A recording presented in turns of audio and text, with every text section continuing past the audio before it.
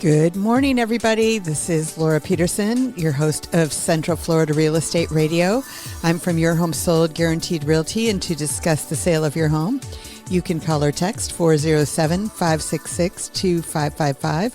That's 407-566-2555. So I wanted to get started today on the stats, as I always do. And I've got the monthly stats as well as the weekly stats. So we'll start out with the weekly stats, and then we'll go to the monthly. So in single-family homes, there were 329 that sold last week, and it was 493 the week before. So that was the end of the month, the week of the 493, so that's not a big surprise. The median price is at 420,000, which has kind of been hovering there for quite a while. And basically the inventory increased by 141. So that's not going down. That's sitting at 7,819. So basically, when you're looking at where it all shakes out, where those houses sold, there were 31 of them under 250, 23 between 250 and 300, 93 between 300 and 400, 77 between 400 and 500, 88 between 500 and a million, and 17 over a million.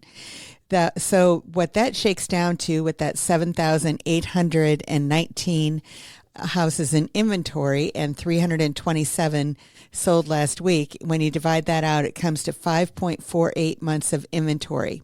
Now, under the 250, there's only 3.46, 4.45, 250 to 300, still 4 in 300 to 400, 4.86, 400 to 500. And then we go way up when it goes 500 to a million. There's 7.4 months of inventory based on what sold last week, and over a million was at 10.6 months of inventory. Again, a normal market is between 4 and 6 months. When you're looking at the list to ask price ratio, it's usually right now at 97.07.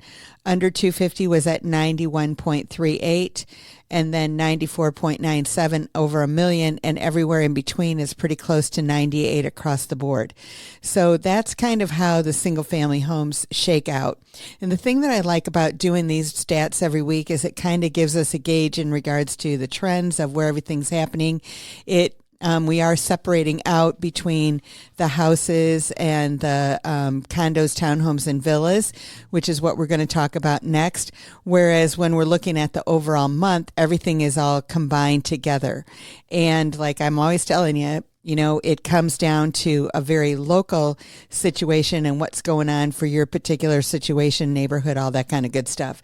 So these are just a guide to let you know kind of what's going on in the area, but not necessarily what it completely is and all of that kind of good stuff. So of the condo, townhomes, and villas, there were 98 that sold last week, and it was 132 at the end of the month. So, a little bit down, not too bad. The price of them is now at $260,000, and it kind of varies every week. It was a little bit higher, almost $300,000, I think, last week. So it kind of varies from week to week. There's not enough to really get a good statistical analysis, but again, we're kind of looking at the trends. And basically, their inventory increased by 57, so that's what's going on as well. Now, the dates for this is from November 3rd to November 9th. And honestly, what I feel happened after November 7th is that the market everybody went, okay, the election's over now. It's time to get back to work in regards to whatever we're going to do with our life, whatever we want to live, and all that kind of good stuff. And basically, and I'm not sure it would matter in regards to who won to get everything going again. Now it's going to matter probably in interest rates and all of that kind of good stuff long term. But basically, to get things moving, it didn't matter. The election was just a disruption to everybody's life, and so now everybody's getting back to normal. So of the condos, townhomes, and villas, like I said, there were 98 of them. 45 of the 98 were under 250. So if you're in that price point, you might want to look at condos, townhomes, and villas. Basically, there were only 17 between 250 and 300, 21 between 300 and 400, 11 400 to 500, 4 500 to a million, and over a million, there weren't any that sold. Now, there are only 21 over a million on the market. So even though we can't tell you how many months of inventory, not a lot. Now, between 500 and a million, there's 313 on the market. So that comes out to 18.12 months. So basically, when you're looking at these, there's quite a bit more inventory than there is in the single family homes. So between 300 and 400, it's 10.99 months, 250 to 300, 7.89 months. However, the list to ask price ratio is still pretty consistent at 97.25. So that really doesn't change a whole lot. So that's kind of where we're at when it comes to what happened last week. Now, I told you I was also going to talk about what happened year to year when we're looking at the overall month. And so this is looking at October of 2024. So even though we're mid-November, it takes a couple weeks for them to get all of the stats and everything put together, but we're happy that they do that and all of that kind of good stuff. So I'm going to look at year over year. Now, I saw an article this week that said that the prices in Orlando are starting to fall. And so I thought, oh, that's really interesting. And then I pulled out these stats for October, and looking year over year, the average price has actually increased from $448,853 to $477,404. So that's an increase of 6.4%. The median price also increased by 3.2% from $377,000 to $388,990. Now, if you'll remember, we were talking about $420 for the median price of the single family home, and $388,990 is what they're talking about, what it is in this report, because like I told you, everything is combined here.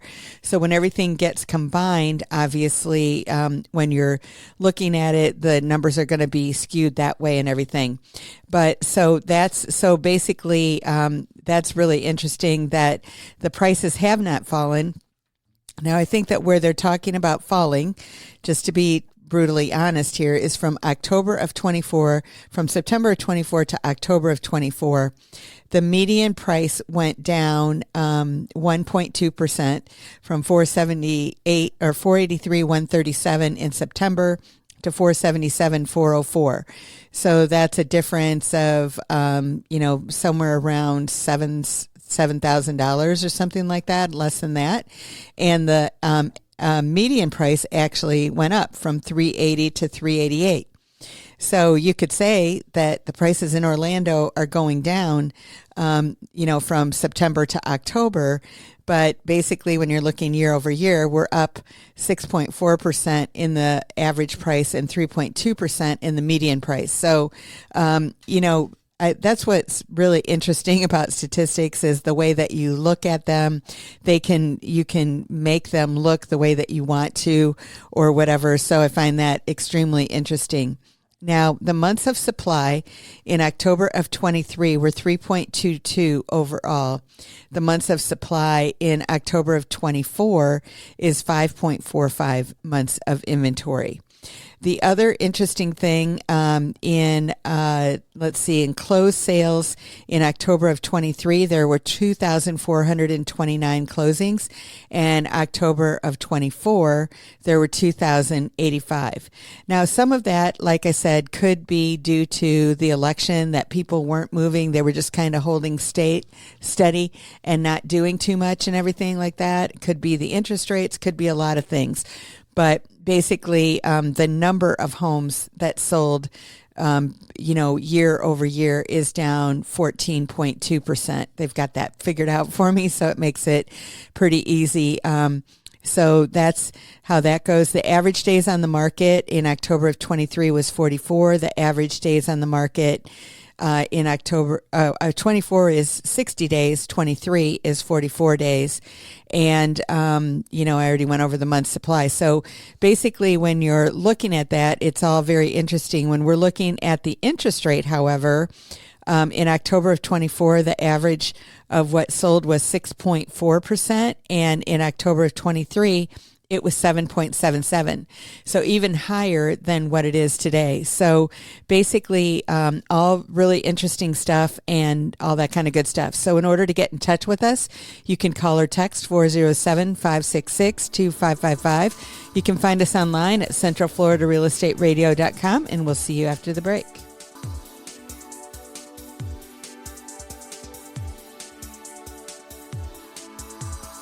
Welcome back, everybody. I'm Laura Peterson, your host of Central Florida Real Estate Radio. I'm from Your Home Sold Guaranteed Realty, and to discuss the sale of your home, you can call or text 407-566-2555. That's 407-566-2555. So one thing that I ran into today, it was a question and answer that I think is really important for people to know and look at and everything if you're going through a divorce. Excuse me. One of the things that it talks about here in this article, and we've worked with a lot of people that have gone through a divorce, and we're more than happy to work with you if you are unfortunately going through that situation. We just want to make sure that it comes out the best for everybody. It's not usually in any way, shape, or form a happy time for anybody. And so we just try to make the best of it, the best that we can with the situation and the things that are going on. And this question and answer is, do you need your ex's signature to sell a house? It said, to sell a house awarded in a divorce, your ex must sign the deed if they're on the title. Trying to locate them might be difficult. The question that was asked, that I divorced my husband more than a decade ago, and we agreed that I would keep the house. Now I want to sell it, and I'm being told that he must also sign the deed. The problem is that I have not spoken to him in years and have no idea how to get in touch with him. What should I do? And so basically that's sometimes what happens, which is obviously an unfortunate situation that is going on there. And basically, with the people that I've worked with that have gone through it and they've got the house, many times they can't get in touch with the spouse, or the ex-spouse, and they're not happy with them particularly, so they don't always want to cooperate with each other. And so my best advice that I can say, which is kind of what it says here in this article, is that what you need to do when you're going through a divorce is make sure that you've got all the I's dotted, the T's crossed, and everything is completely done when your divorce is done. And that means taking that other person off of the title, off of the mortgage, or whatever that might be. You want to do that to make sure that you're protected years down the road. Nobody's necessarily thinking that, hey, it's going to be a big challenge, but sometimes it is. Like in this lady's case, she can't find him. And so what she might have to do, if she doesn't, is that she's going to have to go back to the divorce court and show all the ways that she tried to find him, try to get in touch with them, and all of that kind of thing in order to, be able to sell the house. So that is a big problem. I had another situation with a couple that they had decided that the husband could keep the house, and he did. And then when it came time to sell it, she was still on everything, and she didn't agree with what he was trying to do. He actually had to short sale it, and she didn't want to sign the documents, and she didn't. And so as a result of that, the house actually was foreclosed, and they had quite a bit of equity in the home that neither one of them got because they weren't cooperating with each other. And there really wasn't much that they could do about that, because they were, already they were in touch with each other. So when you do come to a divorce situation, we have a free report. If you want it, you can just go ahead and ask us for it. It's just, ask in the comments if you're seeing this somewhere, or go ahead and get in touch with us. But basically the bottom line is that, you're obviously going to have to work with your attorney or when you're going through this divorce. But basically, you want to make sure that the marital home is taken care of, because it does belong to both parties when it is a marital home. And so you want to make sure that you've got it taken care of for both of your standpoints, because probably neither one of you want to open up the old wounds or open up anything to go through anything about that all over again. It's behind you. And so it's just better off to make sure that the house is behind you as well in regards to anything that you need to do to take care of when it comes to that. So that's just a piece of advice that I strongly recommend that you work with your attorneys to make sure that the house is taken care of in the divorce. Like I said, we do have a free report on divorce, so that if you're interested in that and you'd like to get that, we're more than happy to, get through that. That helps you navigate how to get through that marital home. And there's different things that you could do. You could sell it right now. It could end up with one person, but the other person should sign off on it now, and that you should record it so that it is just in the one person's name. And maybe everybody wants to move out and move on to somewhere else, and that's something that you can do as well. But it's better to just have all the I's dotted, the T's crossed, and have everything done at this point in time, instead of coming back later and having to do something all over again. So if you've listened to me before, you may have heard me talk about cash offers and our cash offer program and everything. But the interesting thing that I have just discovered, well, I haven't discovered it, but I've just discovered the way to communicate it, let's put it that way, is that really, when you see cash offers on your home advertised, for the most part, you're going to get one cash offer. That's what people are telling you. Hey, I'll get you one cash offer.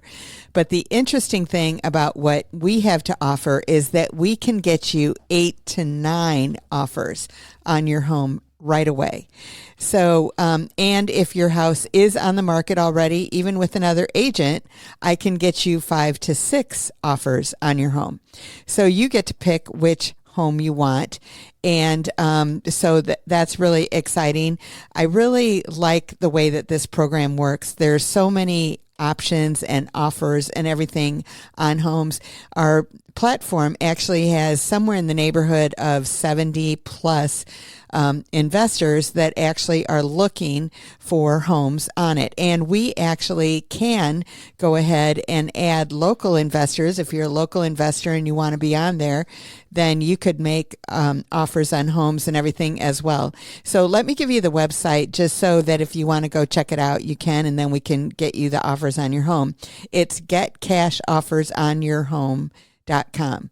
So it's kind of long, but it's getcashoffers with an S onyourhome.com. So hopefully it makes sense in regards to what it is.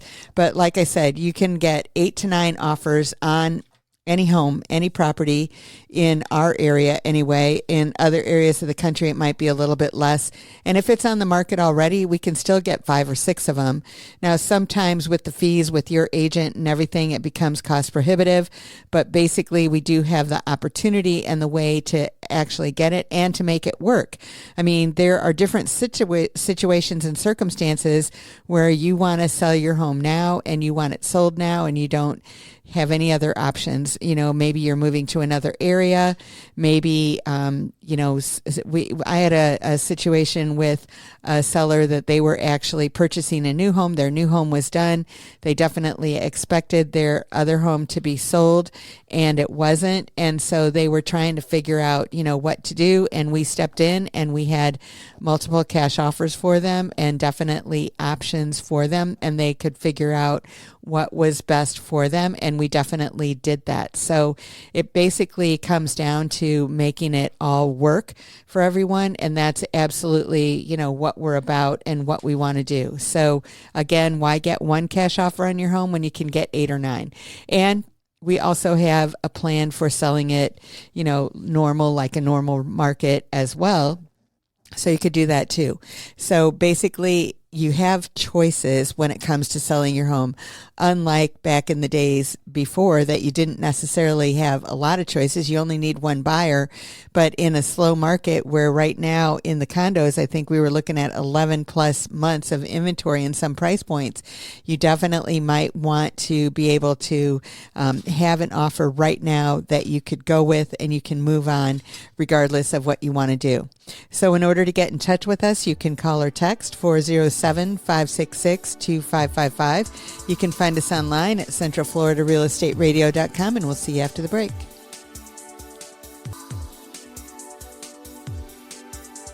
Welcome back, everybody. I'm Laura Peterson, your host of Central Florida Real Estate Radio, and I'm from Your Home Sold Guaranteed Realty. So to discuss the sale of your home, you can call or text 407-566-2555. That's 407-566-2555. So there's an article out that talks about the next generation of buyers, and that is understanding Gen Z. And so you might think, okay, who is Gen Z and what are they looking for? And basically, these are the people that were born between 1997 and 2012. So 2012, they're definitely not ready to buy houses yet. They're probably, like 11 years old or 12 years old or something like that, 12 years old if they were born in 2012. So all of them aren't ready, but some of them are that were born in 97. And so basically what they're looking for is high tech and high touch. Now, I was actually working with a Gen Z earlier this week, and it wasn't in regards to real estate. It was in regards to something else. And we were talking about something online that they were looking at and trying to do. And basically they said, oh my goodness, this is actually a website that has a PDF that's telling me what to do about on a website. They said, this is just not going to work. And basically is what they were saying. They were like, they need to revamp what they're doing because it needs to be more interactive, more user friendly. I shouldn't have to read a PDF to see what to do online. It should just tell me right there what to do, and then I can just go ABC, which obviously makes sense. And that's what it says here about the Gen Z. And this is the second largest generation of potential buyers. They're tech savvy and connected, yet they prioritize authenticity and personal connections. So that's really what they want, is they do want authenticity and personal connection.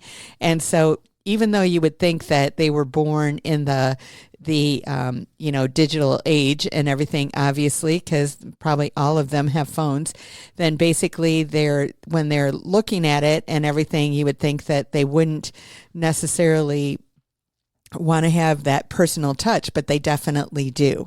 And so that's refreshing in my mind that that's exactly what they're looking for. The millennials were basically called the renter generation, and Gen Z is stepping into the housing market with big expectations and a unique set of needs. So basically what the Gen Z want is they want, like I said, high tech and high touch, where everything works seamlessly and that you can just go. They grew up on smartphones and social media from a young age, and as digital natives, they expect a seamless online experience in every aspect of life, including home buying. However, unlike millennials who heavily gravitate towards online reviews and digital tools, Gen Z values a mix of digital convenience and real-world human interaction. So I think that's refreshing, quite honestly. But basically, so authenticity, so reviews versus seeing people on video and all of that kind of stuff. I mean, obviously with the Instagrams, TikTok, YouTube Shorts, YouTube itself, all of that kind of thing, people are definitely used to video, and they want to see it. They don't today necessarily want to see everything edited. They want to see it the way that it is and go from there. So basically, trust and authenticity is really important for these Gen Z buyers. And like I said, that they are not necessarily basically all purchasing now, because the age group goes up to people that were born in 2012 and we're in 2014. So that means that they're 12 years old. So they're not all ready, but not the ones that were born in 1997 definitely are getting to the point where some of them are homeowners already, and they're getting to the point where they are going to be home buyers. So I think that when we're all looking at it in regards to what we want, I don't think that any generation necessarily wants things a whole lot different than the other ones. I think that this is talking about Gen Z, that they just expect things to run smoothly online, whereas people that are my age, that it's like you expect sometimes hiccups when you're looking online and that kind of thing. So just making sure that, the smart homes and all of that kind of thing are things that are really important for that Gen Z buyer. And so we want to make sure that, we're sensitive to that if you're selling your home, or if we're the ones that are selling a home, that we're looking for that buyer. And that's what we absolutely do. You've got to cater to the buyer to make sure that you're offering them the things that they need to be able to find that home. And that's basically the bottom line, whether regardless of the age or whatever, that they've got to be able to find what they need with the tools that they need in order to make that happen. And that's what we're all about here at Your Home Sold Guaranteed Realty. The next thing that I wanted to talk about today is America's apartments are filling up. And so if you're an investor or you're thinking about investing and you might have thought, oh my gosh, I missed it because rents are coming down, because that's what people are saying and all of that kind of stuff. And basically, what is going on and what everybody is saying is that America's empty apartments are filling up with more than 1.2 million new units built in the last 2 years and rising demand. Landlords could have greater pricing leverage in 2025. And I believe that this is true. I think that what happened here in Central Florida is that the rent rates went up, and everybody kind of went, oh my gosh, what am I going to do? How am I going to manage this? And so there's a lot of room rentals that are out there because people can't afford a whole apartment or a whole house. And so there's a lot of room rentals that happen out here in Central Florida. But basically, when you see a new building going up, and if you're driving around anywhere around Central Florida and going outside of your area, or maybe even in your area, and I'm traveling all around the area, I drive by one day and I see land being cleared. It seems like I drive by the next week, which it's probably a month or two, and you see the frame of it. And then you drive by another couple weeks or another month later, and you see cars and people living there. And it's not like, that I've seen any of these new apartment buildings or anything going up that they don't have people living there. It seems like it's instantaneous that people are living there and that they're moving there, and that's what they want to do. So basically that provides a landlord's dream, because if there's not enough housing for people, then obviously you get the pick of the litter in regards to, having the people that can pay, what you want and all of that kind of good stuff.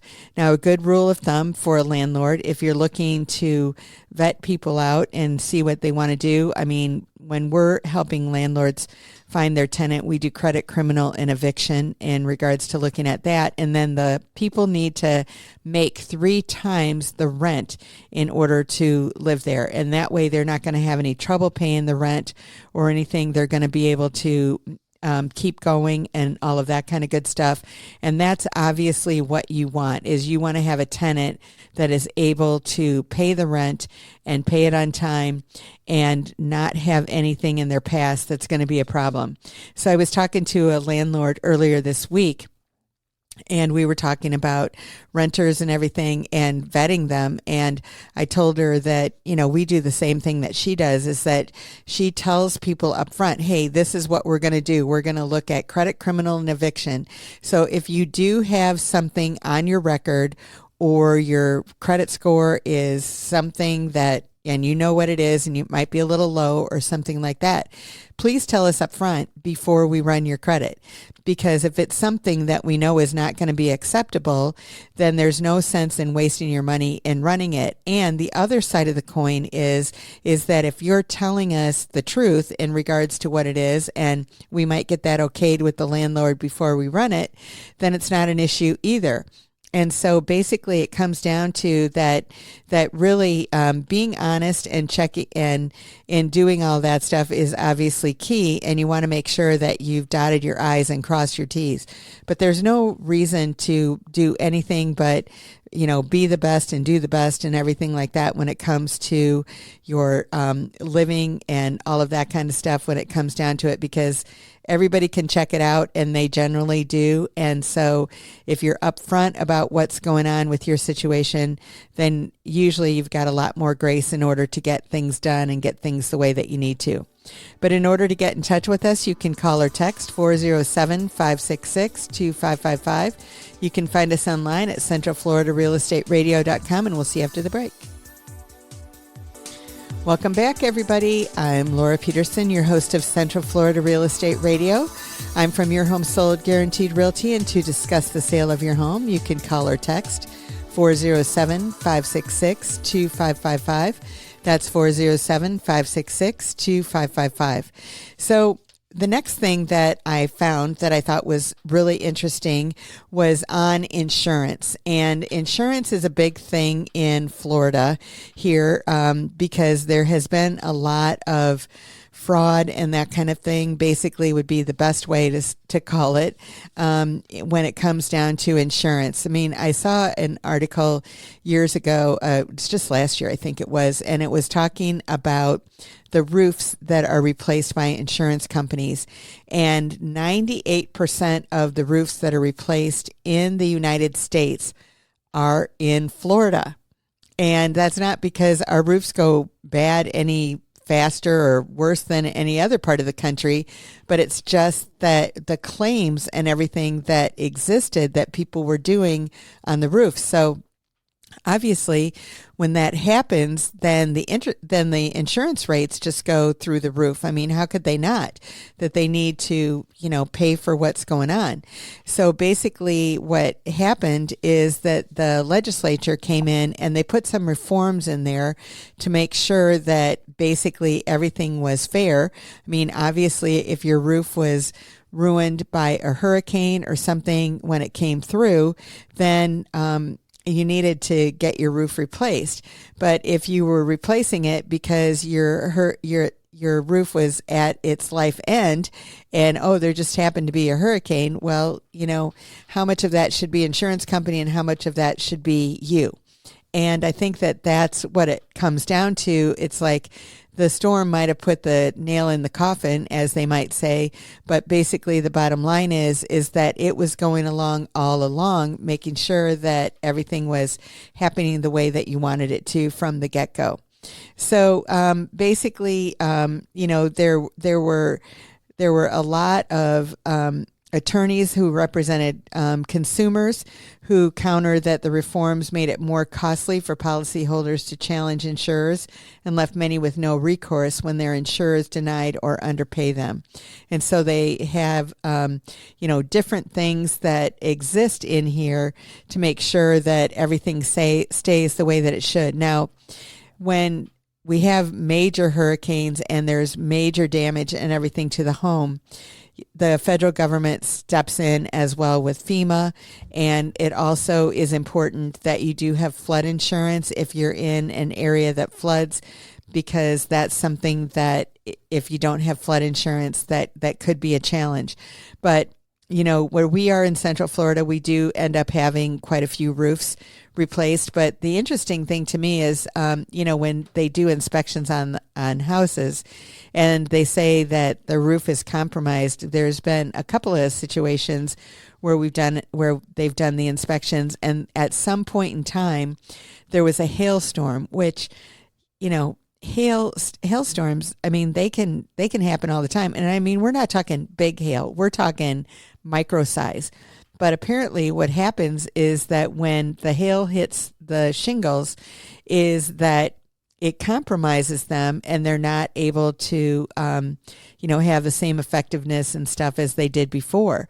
And so the insurance companies now, they have weather maps and overlays and all that kind of stuff that they know when your roof is compromised perhaps by a hailstorm, but they're not going to tell you because they would rather that you didn't find out about it or whatever, I guess. So there's kind of that catch-22 in regards to what's the best way to go, or how, when should your roof be covered by insurance and when shouldn't it be, because it's just aging out and that kind of thing. And so basically there's two rules here. There's the attorneys and there's the insurance companies. And the attorneys are saying reforms hurt policyholder recourse. And the insurers are saying you can fight us in other ways. And basically, a true test is ahead when we're looking at the premiums. And I was ecstatic, actually, to know that my premium on my homeowner's insurance did not increase this year. I was very happy about that. When I first moved here, my insurance has doubled from where it started. And so the fact that it didn't increase was a huge sign for me. And I think that that's as a result of a lot of these reforms that have been made. So they're still in process of figuring out what's the best way to go, what's the best thing to do, how it's all going to shake out. And insurance is a big thing when people are buying houses, because that's part of their ratios that they have to meet. And so we're always looking for what is the best way to find a policy that's going to work for them and also be cost effective and everything. And that's one of those sticker shock items that people sometimes get from other areas when they're coming down here and purchasing a home, because they're not used to paying our insurance rates, which, when I moved down here, like I said, it was 50% of what it was, and now today. And so, it was like not really a big deal, not anything that you were concerned about. But now today, because of all of these things that have happened, it's double of where it was. But like I said, there's been improvements. And what I found on my house right now is that basically the insurance stayed exactly the same amount in 2025 as it was in 2024, because my policy's up in December. And so I thought that was very exciting, to say the least. So the bottom line is, when it comes to insurance, you have to keep an eye on it and find out what's going on and then go from there. So that is my word on insurance for today. So usually this time of the show, I'm always talking about the house of the week, but I think today I'd really like to talk about property taxes and basically homestead. I was talking to somebody earlier this week, and I was surprised to find out, and they were as well, that their home was not homesteaded, and they weren't even aware that they needed to do anything about it. And so, their taxes actually went up $2,000 this year versus last year, which they didn't have to do that if they would have been homesteaded, but they weren't aware. So basically, when it comes to homesteading your home, if you're a Florida resident and you live in your house, your homestead home, you do need to file for homestead. Now, the important thing that I want to talk about it today, and why I do, is because in order to have homestead for 2025, you need to own that house in 2024. So there is still time that if you want to get homestead for 2025 to purchase a home in 2024. So that's the reason that I wanted to bring it up today. We're about midway through November, so you've got time to actually get that done. And you could, close on December 31st. That's fine. And then you can have homestead for 2025. So basically, you need to have the home closed by the end of the year, and then you have until March 1st to apply for it. And then they just want to make sure that you're living in the home, that it is truly your homestead and that kind of thing. But the important date is to own it before December 31st, and that way you can then apply January 1st or 2nd, because I'm sure they're closed, but there's online places where you can apply for it, and that way you could get your homestead for 2025. Now, what's that going to do for you is that's going to give you about $750 off of your taxes, but the other thing that it's going to do is that it can only go up a very nominal amount, between 1% and 3%. And I'm not sure 100% what that is, but it's very tiny in regards to what it can go up every year. And my pet peeve is when people are looking at property and they're looking at what the current taxes are, And unless it's not homesteaded, then basically, that's going to be a good indication. But if it is homesteaded, you're not going to be able to inherit what that last person had. It's going to reset with the purchase price that you pay for the property. So you definitely want to make sure that you know what's going on in regards to that and how it affects you and all of that kind of good stuff. So in order to get in touch with us, you can call or text 407-566-2555. You can find us online at centralfloridarealestateradio.com. And we'll see you next week. Have a great one, everybody. Bye-bye.